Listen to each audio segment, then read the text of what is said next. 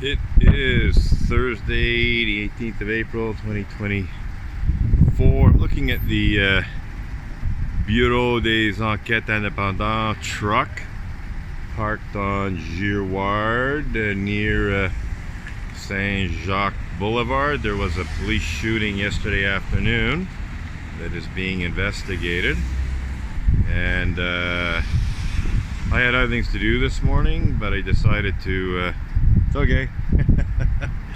I decided to stop by on my way home and document what might still be happening. So they've opened up the area quite a bit. It was very closed off last night. It's a much more limited crime scene. I'm just going to walk down this way a bit. I see some media on the corner. Looks like they're putting their stuff away, or maybe not. Looks like they're actually getting set up. So let's have a look here, see what we can see. So yeah, the car is still there, the one up against the wall. And okay, I'll step back a bit in the way, but the car up against the wall is reported to have tried to ram a couple of SPVM police officers who were trying to intercept it because it had been reported as stolen, and they shot the driver. The driver is in critical condition in hospital, as last I heard. The two police officers were treated for shock after the shooting. So as I said, the crime scene is much more reduced, or that's a bit of a contradiction.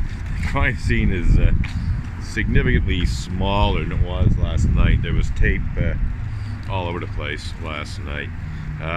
So just a few police cars, and you can get much closer now to the actual scene.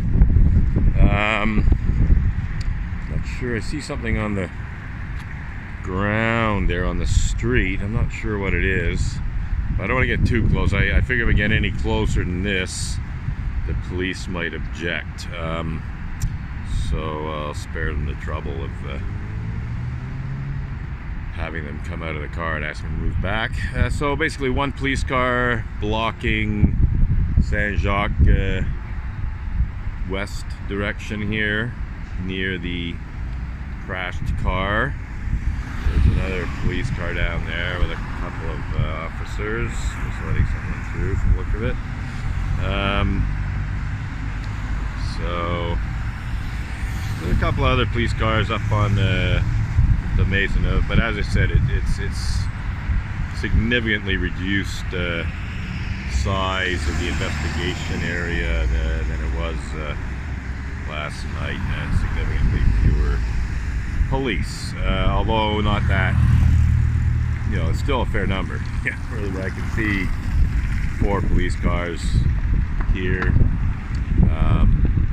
So anyway, they've probably did most of the investigation last night. I took some videos and photos of what was happening last night at around 10 o'clock-ish. But then I left. I wasn't going to stay there all night. So I'm sure I missed some things, but I don't think I missed all that much in terms of activity. So I don't know how long it'll be before they tow the car away. I mean, at some point they're going to tow the car. They beeped at me. I don't know if they were waving or giving me a Trudeau salute. Maybe the video will show that later. So that is that. Somebody's talking to the police, probably a resident. Anyhow, not very exciting at this point. I mean, it wasn't exciting to begin with anyway.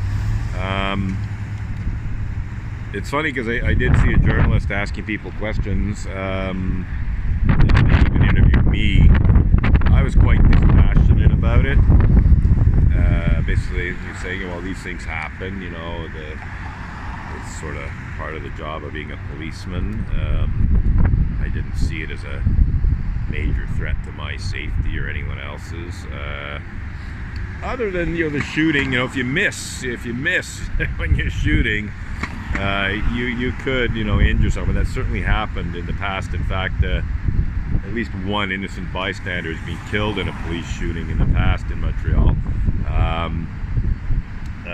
So there is that issue. But when you're shooting at a car, I presume it's harder to miss a car than a person.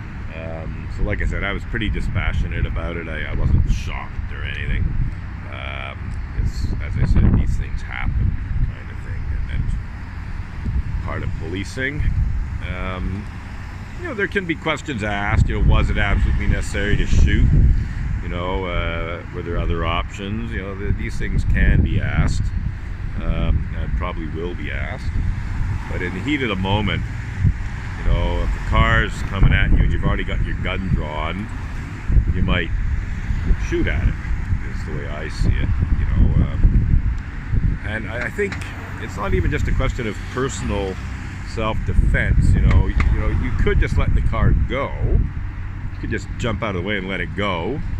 But then there's the issue of, it might hit an innocent pedestrian, going away at high speed.